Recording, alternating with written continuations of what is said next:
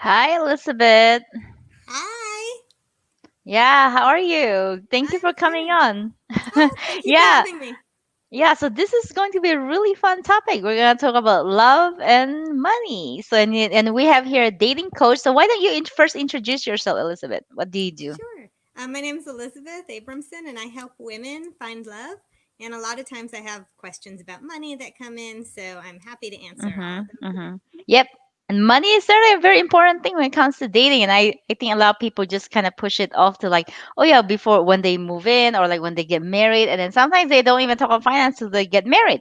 So yeah, so tell us more about like when do you feel people should start talking about finances when they starting to date? Okay, may do you think they should start talking about finances on the first date, or like how should you kind of weed that into the conversation? Yeah, that's a good question. So I believe that the first stage of dating is just having fun, enjoying the other person's company, seeing if you get along and all of that. But around the third month, second or third month, that's when things get a little more serious.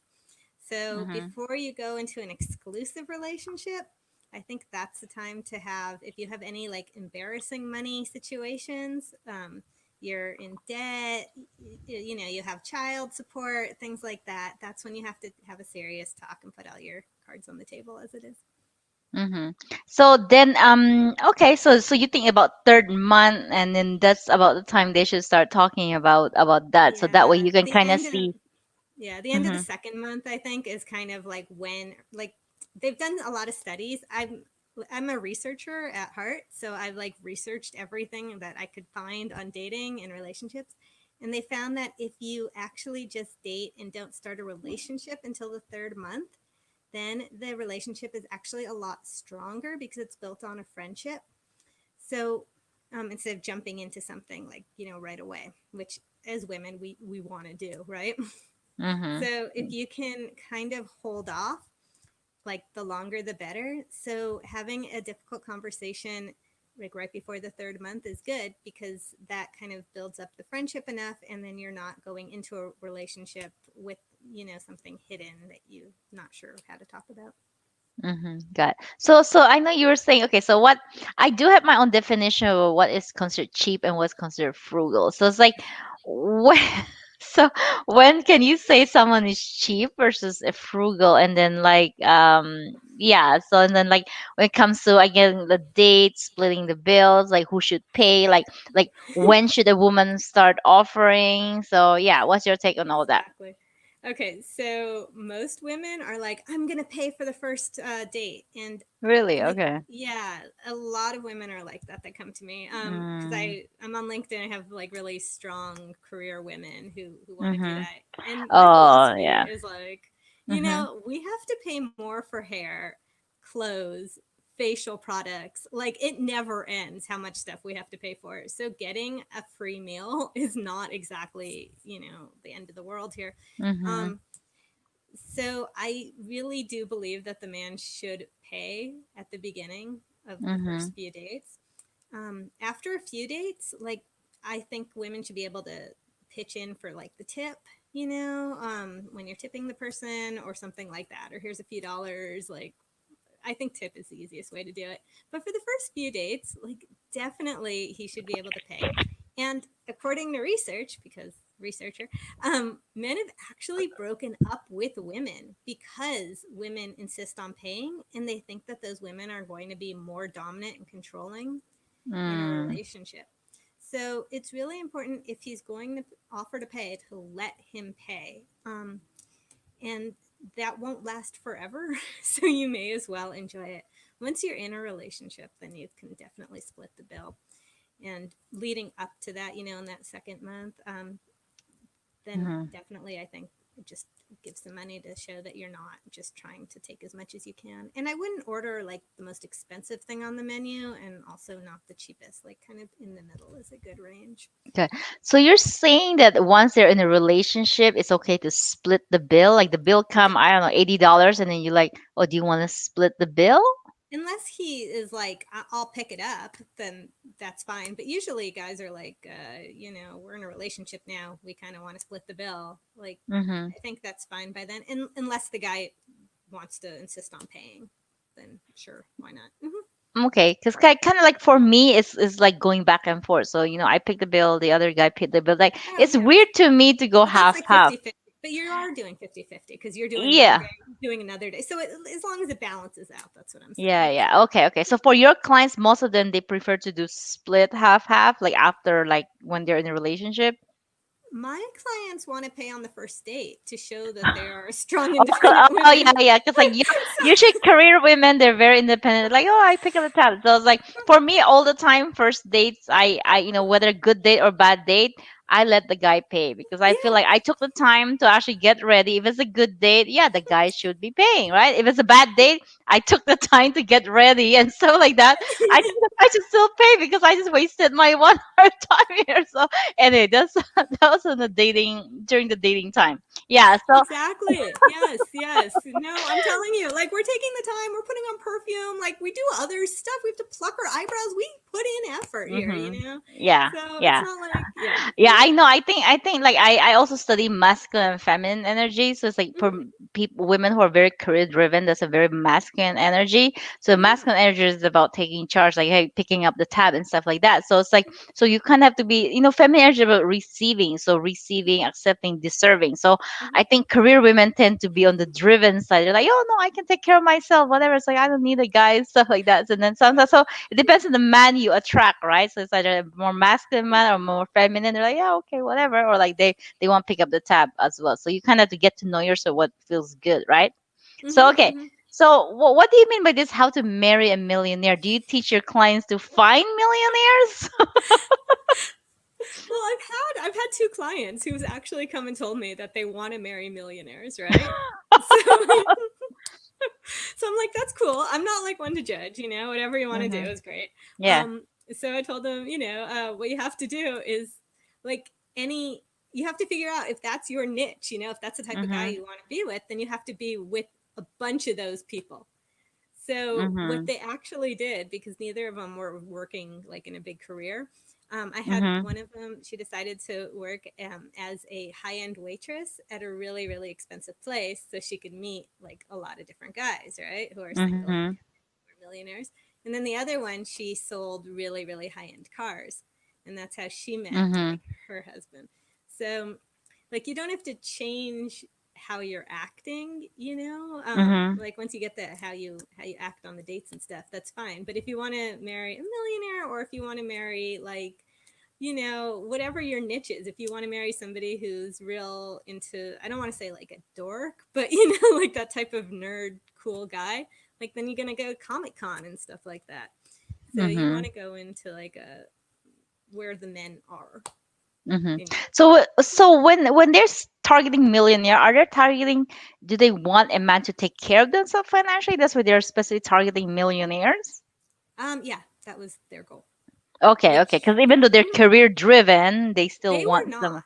Those two were not career driven. Those Ah, two got were it. millionaire driven. So Hey, whatever works, I guess. Okay. whatever works. Yeah. And again, I'm not gonna judge. Like Yeah, yeah, yeah, yeah. Hey, your job is to find them a man. That's all, right? yeah, and they found matches that make them very happy, who are great guys. Hmm. So that's Yeah. good. Okay. So like, okay, when like I think we talk about this for a little bit. So should you be financially secure before marriage? So okay, let's start talking about let me backtrack a little bit. So it's like you said to talk about finances maybe 2 months in. So what if like they one person is very good with money and then they doesn't have any debt, whatever, and the other person has debt and stuff like that. So how do you kind of deal with that? Or like if the one maybe the woman makes a lot more and the man doesn't make a lot more, so like how have you helped your clients kind of handle the discrepancy, like one is very good with money, the other one's not, or vice versa, maybe like because there's a lot of cultural aspect, the man should be taking care of the woman or whatever. So like what happens if the woman is more financially responsible, financially better than the man, and what happens if it's the other way? So it's like how have you helped your clients with those two differences? Yeah. It's interesting because you do think of the masculine feminine polarity when it's coming to like, Mm-hmm. yeah, the men and women. So if one of them makes a lot more money, like in my experience, usually the man is pretty happy about the woman making more money. Like she thinks it's going to be an issue, but it never is. Hmm. So So it's actually not that difficult.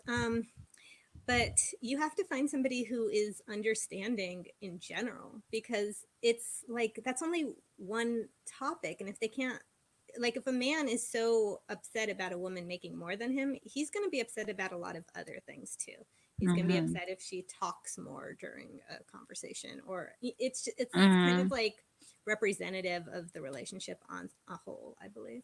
Why would the man be upset that the woman's making more? Shouldn't he be That's what I'm happy? saying. Like That's what she I'm saying. They chose usually, him. right. They're usually very happy that the woman is making more. It's usually not an issue. So, Mm-hmm. especially in this day and age. So that's what I'm saying. If he's upset about it, then he's going to be upset about other things too. He's usually Hmm. more of a controlling type of person. Well, but the woman, if the woman makes more, like what Mm. does the woman usually have an issue with that? Like what kind of problems usually arise when the woman is When the woman makes wealthier more. than the man? Yeah.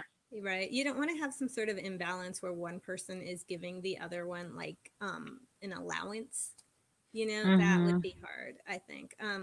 Like my millionaire women, they kind of have that, and that's what they wanted. But for most Mm, men, they don't want to have like an allowance. They don't want to have to like tell the woman, I can I borrow the money? Can I use money? So as long as they feel secure in their financial like self, then I think it's a lot easier, because then they don't have to rely on the other person.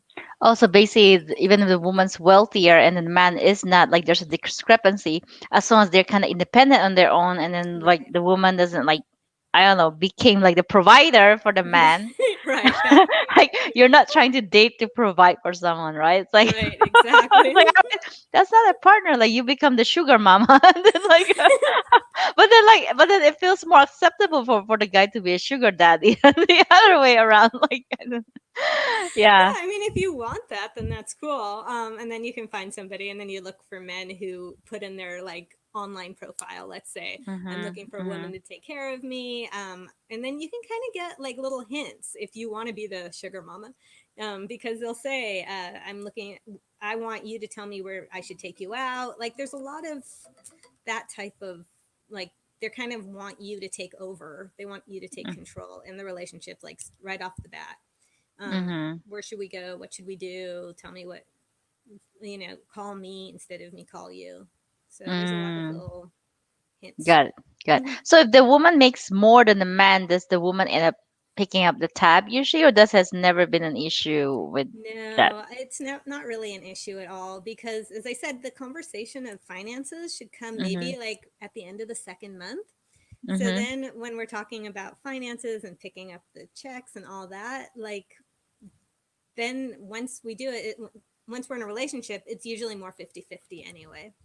Mm, got it, got it. Okay. Yeah. So okay, so now back to that. Okay, so like they already start talking about their finances and stuff like that. So then what are your take in terms of, okay, one has debt or not? So like should is it reasonable to, like, for one person who's maybe one's more financially like responsible, they got their finances in order, and the other doesn't, then is it wise to actually make sure that the other person's secure, like, they got their debt out of whatever before marriage? Because once you get married, I mean, your finances, my finance, unless you do a prenup, then it's pretty Hmm. much together. You kind of carry on the debt of the other person. So like, Yeah. what is your take on that?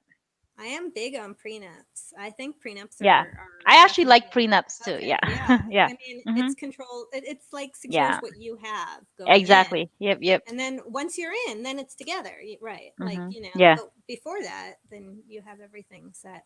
Hmm. So I don't think a relationship should have to halt in order, because I get a lot of questions about like my boyfriend says that he won't get out of student debt for 2 years. Should we wait until then to get married? Mm. And it's like, I don't think so. I don't think so at all. As long as you have a plan, and as long as both people Hmm. are on board on the plan, then it should be Hmm. fine. And put a prenup in place, of course. But if both Hmm. people are like, okay, it's 2 years, because that's what happened with me and my husband. Like, he had student loans from engineering school, which is very common. And we're like, okay, so we're going to pay it off this amount every month, and it will be paid off in a couple of years, but we don't have to put our whole lives on hold because of this. Mm-hmm. Okay. Mhm. So basically, so prenup will also kind of say, hey, your debt is your debt, my Mhm. debt is mine. So I'm not Yeah. responsible for your debt as well. Like creditors can't go after the other person. Let's say they have a six-figure student loan, then 100K, and then whatever, and then they split up for some reason. So that's still his debt even after the marriage is dissolved. Another great reason for a prenup. Yes. Yes. I Okay. I I'm all for prenup. Yeah. Yeah, it might not sound romantic, but I think, something you have to be practical. I mean, the intention is always to be with the person forever, but things Mhm. always happen. There's divorces, you just can't tell the future. That's why we have insurance. Yeah. So I guess it's kind of like a marriage financial insurance having a prenup. I absolutely. It's Yeah. funny because I was on an insurance. We didn't talk about prenups, but I was on an insurance podcast talking about like how to Mhm. be safe in a relationship and all that. And yeah, like I want to make sure my clients are safe and protected, and so should the women feel safe and protected, and so should men. And a prenup is definitely a way to do that. Mhm. Okay. So let's talk about living in. So like when do you think let's say things are going well, when's the right time for two people to live in? Do you recommend that? Do you think not? Should they wait till marriage? Should they have their own separate space before they married? Or like is living in a good idea because they kind of like really see, because then before they get married you can see the person 24/7, you can like see what are your pet peeve between the two of you. You might not like the way they do dishes or whatever, like all those little things. And then yeah, so what do you think of that, about the living in? And also like when they move in, like should they start combining finances? Like how much serious should the financial talk be when they move in? So first of all, the first question is like, when should couple move in? What's your take on living in? And if so, like how long will it take them? And then what are the financial conversation that needs to happen before moving in? Okay, so what I think the timeline should be, and I'll give you this whole thing, but it's not Mm-hmm. finance related. Okay, so the timeline, in my opinion, is you date lots of people for the first 3 months. Okay, and then when Mm-hmm. you find somebody you want to have like a connection with that you feel can go to the next level, that's when you have the relationship talk. Okay, and usually he's like pushing for physicality, right? At this Mm-hmm. time. Mm-hmm. So it's good to have the talk like kind of before that, like, hey, I know you want the physicality and we want to go to the next level, but here's the thing. And then you can talk about the finances, you could talk about anything else that you feel you need to tell Mm-hmm. him, and he can talk to you. So there should be like the Mm-hmm. talk before that, and it doesn't have to be Mm-hmm. long, and you can prepare it like right before, like, I have to tell you this is, I'm in debt because of student loans, and then give him a night to think about it. Like, don't just say, oh great, now we understand each other, we can go on, because you want him to have some time to think about all this and make a decision. Mm-hmm. Mm-hmm. So that will get you to the third month, which is key, right? Okay, then when you, part of the conversation is also, if you want to get married, which most of my clients do. If you don't want to get married, then you don't have to like have this conversation, but if you do, you say, hey, I'm the marrying type, and after about a year of dating, if this is going really well, I think we should talk about being engaged and getting married. Okay. So now you've given yourself 3 months already. Okay. Mm-hmm. So you only need like 9 months now, right? To kind of have it, because you said about a year, you've done 3 months of getting, you've done like a lot of the work, right? Mm-hmm. And all that. Okay. So now you're enjoying each other's company. You're probably spending the night. You're probably getting to know if he does dishes or not. You're getting to know him. You're in the relationship. You're seeing like if he's leaving his clothes all around, and you're like evaluating, right? Is this something I Mm-hmm. can live with? Is this something I can't? Mm-hmm. So you have a good idea of the person. Mm-hmm. So, and it's different if you're still like in school, like that's completely different if you're a 20-year-old student. But if you're, an adult, then you kind of have an idea after a while. Mm-hmm. So then around the ninth month, so 3, and then you go 6 months, and then 9 months. So that's 3 months before the marriage thing. You can either say, "Hey, this isn't working. We've evaluated, and I can't deal with this," right, and be out. Or you can say, "Hey, I think this is working. In about 3 months, a ring would be something that I would be interested in Mm. having." Yep, yep. I think that's reasonable because I think like when you date someone, I think you should be able to really figure out, especially the older you are by 1 year, oh, is this the person I want to be for the rest of my life, right? So Mm-hmm, I think mm-hmm, I took too long in my last relationship. Like it was like 7 years, but then like we really kind of mm-hmm. know. But like now that you're older, you can't really waste too much time. At least like, you gave it like 1 whole year, at least, up to a year, the maximum, to actually figure it out. And then it is your, and it is kind of your choice to kind of figure that out, right? Like, do you want to, yeah. Yeah. So, okay, so when you move in, okay, so what is your take Oh, so about? move in. That's right. Oh, Okay, yeah, for the yeah. Yeah, we move in kind of went. question. Okay, okay, good. Once you're engaged, I think that's a Mhm. fine time to move in. So engaged is with a ring Mm. and a date, and then you can move in, and then it's much easier to plan the wedding when the person's like right there next to you. And if Oh, so something, you're yeah, saying they should be engaged before moving in. I think Someone. engaged is good. What about, what about just living in, and then you kind of see how things go, and then you can see, okay, this person I want to spend the rest of my life with, and then you can talk about that, right? I mean, if that works for you, that's great. I feel that Mhm. is a waste of like only because I only feel it's a waste of time because I've had so many clients that are like you have come out of 7 year relationships that there have just been I call them like emotional prisoners because they've just been there like either waiting for a ring or just not knowing if they should be with the person like if it feels easy and right and he's happy and he wants to marry you at some point and that's the ideal relationship. If there's so much struggle and there's so much conflict, then that's not good. We don't want to feel like there's tons of struggle and conflict and we keep having to fight and fight and fight for this relationship. So it should be pretty smooth sailing, especially at the beginning. I mean, if there's all these issues at the beginning when you're not even married, then that's a flag. Mhm. So like, okay, so let's talk about like the conflict. Like, what's a healthy conflict, and then what's an unhealthy conflict? Healthy conflict is if both people can sit down and talk about what it is and that's bothering them, and the other person will listen. Like, that's okay. And it shouldn't be the same conversation over and over and over. Like, after a certain point, you're like, okay, he's not going to pick up the dirty laundry. Like, either I live with this or I don't. And the Yeah. conversations don't have to be that combative either. Like I teach people, you say, I have an issue with this because it makes me feel this. And that's it. That's like Mhm. two sentences, you know? Yeah, And yeah. I think when you get older, when you're young, everything is a fight. You're always fighting and you're always combative with the other person. But once you get older, you just kind of grow out of it a lot too. Mhm. So, Got it. but Got it. making Okay. sure the other person listens is really Yeah. crucial. Mhm. Okay, so Eric asks, hi Elizabeth, can you provide an example of a happily married couple handling their finances? And can you also provide an example of an unhappy married couple? Yeah, absolutely.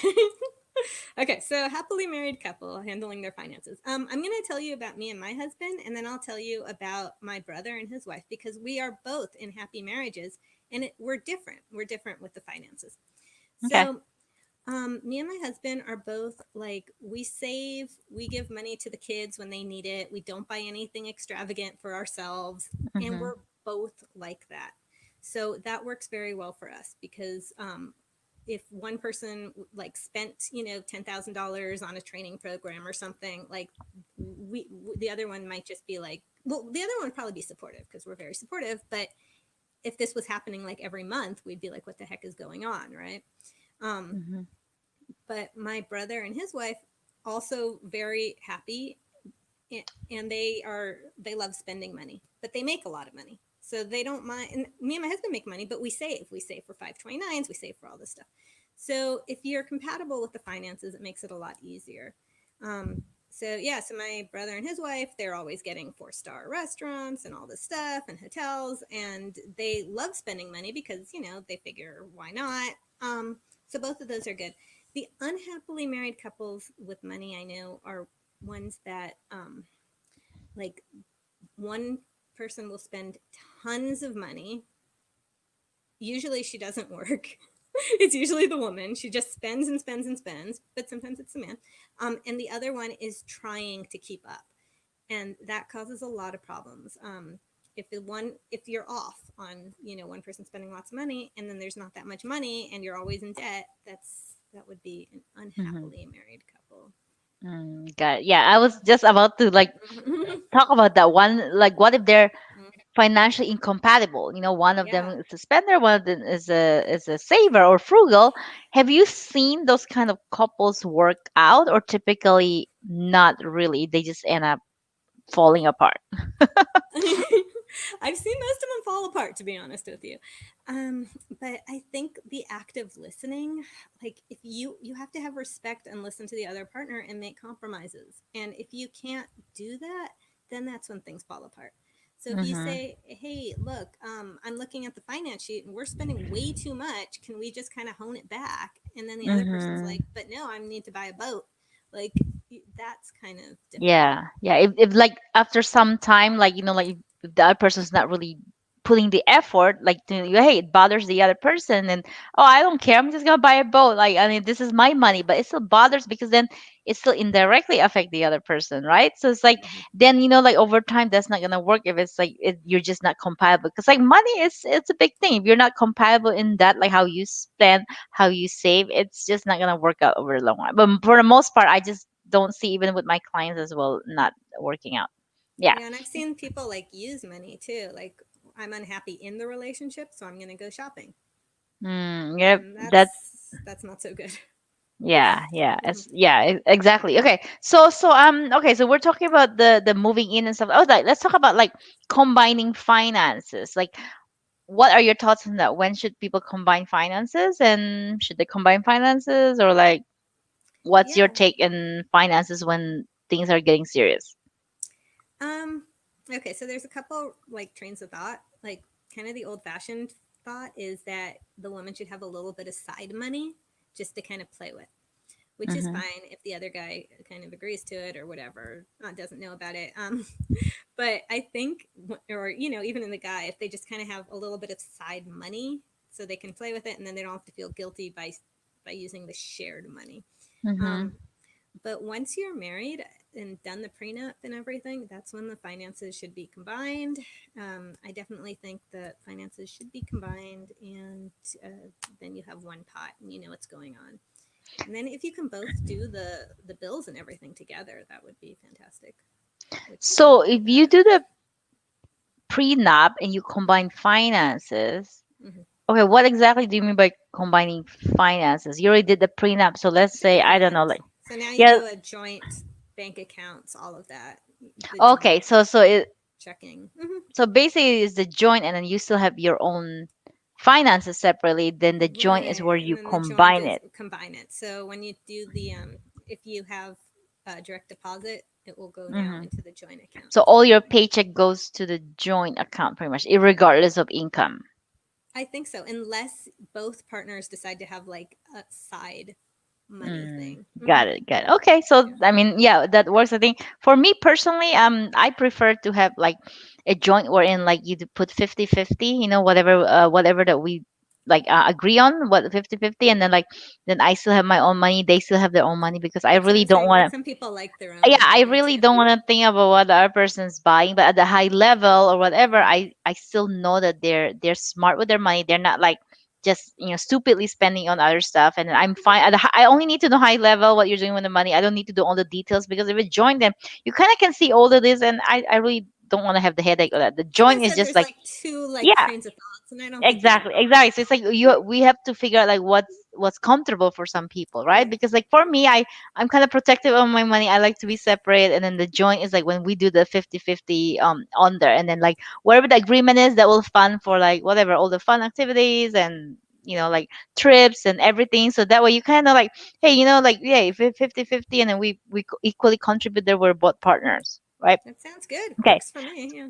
So As Eric, long as it's Eric, well, that's what worked for me. Anyway, so Eric is asking again, have you recommended relationship books or courses to help your clients? And then he corrected that means clients. So what kind of relationship books or courses do you have to help clients regarding money and I dating? don't I don't think there are any with money and dating, or if there is, I Oh, haven't really maybe seen I any should money write on dating. one. Yeah, right one on money and dating. And Yeah, I'm sure there probably are, but I don't yeah, really have courses that help with yeah, that. yeah. Hmm.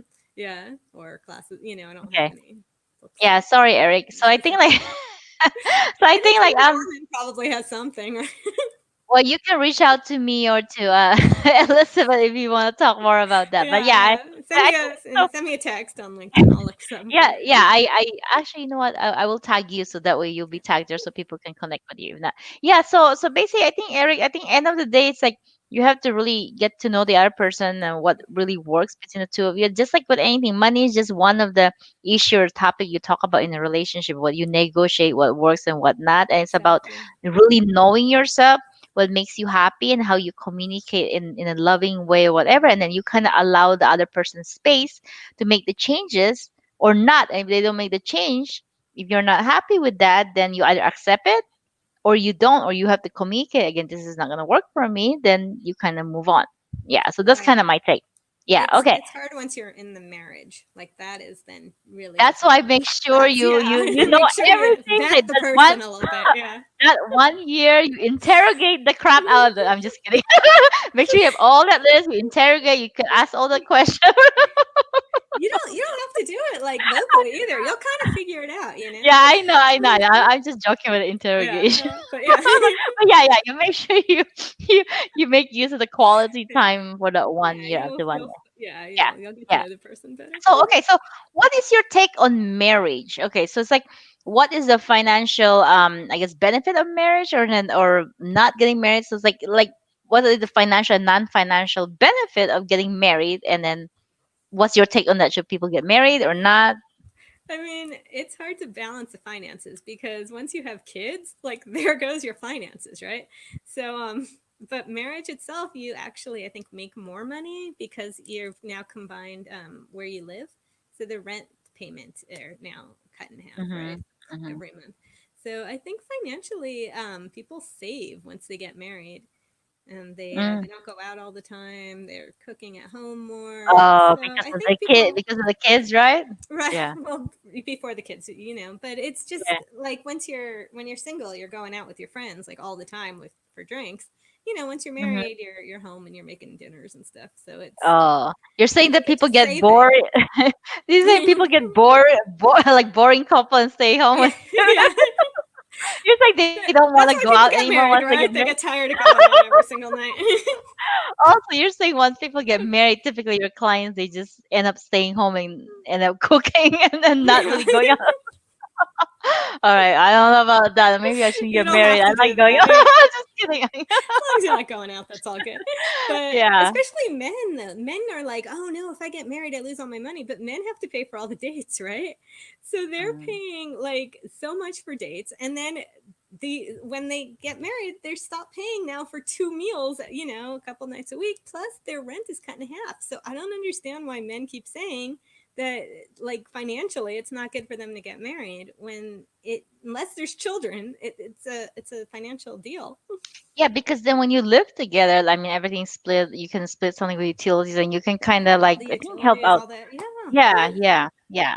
I don't know. Mhm. It depends on the guy. Okay, so Elizabeth, so what tell us more about what kind of programs you have to help people when it comes to dating, and then you can share with people how can people find you, or Well, what are last minute advice do you have about when it comes to dating and finances? okay. So I people can find me on LinkedIn at Elizabeth Hmm. Abramson Dating. I thought of this really funny story that I thought I would tell you. Hmm. Um, Yeah. so when my husband met me, he like picked me up in this. It was like the oldest falling apart purple car I've ever seen. Like it Hmm. was just like a complete junk car. Oh, a But that didn't purple turn you beretta. off. That's what it's called. I know, and no, it didn't. And he said that it turned off like every other woman. Like they wouldn't go on a second date with him because of this. I'm like, I don't care. Like you picked me up. Like it runs. Like I'm perfectly happy. And he picked up the check at dinner, right? So I'm like, he's not cheap. He's frugal, and I realized Hmm. he's saving up money for to buy a house, and he's not going to spend the money on a Hmm. car. So Okay. that's it's interesting. Because I like the Yeah, cars and the yeah. stuff, it tells you they're all hints on Yeah, how they yeah. spend money. And my brother has like he keeps leasing those very expensive cars, so that gives you a hint on like how his priorities with money is. Hmm. So a lot of Yeah. times the car will tell you. Yeah, yeah. No, or like they like flashy things. Like even with Oh women, yeah, like you can kind of you tell they're can high tell. maintenance. Like, oh yeah, they have branded clothes, like Gucci bags, and then like whatever, like all Hmm. expensive, whatever. So it's like it's up to the guys. Like, oh, do they want that type of thing, right? Yeah, Exactly, exactly. And yeah. my brother's wife has all that stuff, and Mhm, like I don't. So there you go. It kind mhm, of tells you right there that we're mhm. compatible and Yeah. he's compatible. How's that working out within your brother and? Oh, they're doing great. They're very, very happy. All right. So how can people find you? So People find me LinkedIn. So on what program? LinkedIn. Okay. And what programs do Elizabeth you have right now? Abramson. Okay. Okay, so I'm an Elizabeth Abramson dating coach. My Mhm. program is $800 a month for one-on-one. I really and I do women. I help women. I don't help men, unfortunately. Mhm. But I Mhm. can if you reach out, I'll tell you good men to go to. Um, Yeah. so I help women on LinkedIn. You can find me if you because we're on LinkedIn, right? Um, so if you so I do one-on-one 800 a month, but I'm not taking that many clients because of COVID. Like my whole program is I really want people to go out and meet people. Like I love the offline, like go outside, meet people, but you can't do that now because of COVID. But I can still give you a ton of hints. I'm giving out a lot of free advice recently. So, about, which dating things to go on to, where to find people through that. Um, Mhm. I really would love to do a membership program after COVID, so for a Mhm. much cheaper amount. So, if you're interested in doing a less amount in the Mhm. future after COVID, like definitely talk to me and I'm going to try to do that Yeah. with So you I like guys. your pricing, straight pricing, $800 a month. So that's once a week, right? So what else is included? One-on-one coaching once a week, and do they get like text messaging in between? Like what else? You know what? I don't even have to talk to you like once a week. I don't see the point of that. Like I'm there on email like constantly. So they can email me their questions and email them right back. This guy said this, what do I do? Or text me and I will text them right back. Got it. Do this, do Okay. that. Yep. Yep. Got it. Because it's much quicker and Yeah. I'm here for you. You're Yeah. paying 800 a month. So Yeah. this once a week phone call, like I don't know, like it's easier to do it I think on I mean, I can talk to you once a week, Yeah. just once a week but a lot of times the guy is texting you right now and you want to know what to Yeah, say. exactly, exactly. No, no, you need it right there. It's like, Yeah. hey, what should I do? Oh my What should God, I text? Yeah. I'm going crazy. Like, oh my Right. God. All What right, did so he mean? all right, Alyssa, this is such a fun topic. I really appreciate Yay. you coming in. So like just hang tight and then yeah, thank you everyone for joining. So just stay on and then we can chat for a little bit after. So thank That you so sounds much good. everyone and then Eric say thank you. You're welcome, Eric. Bye everyone. Bye.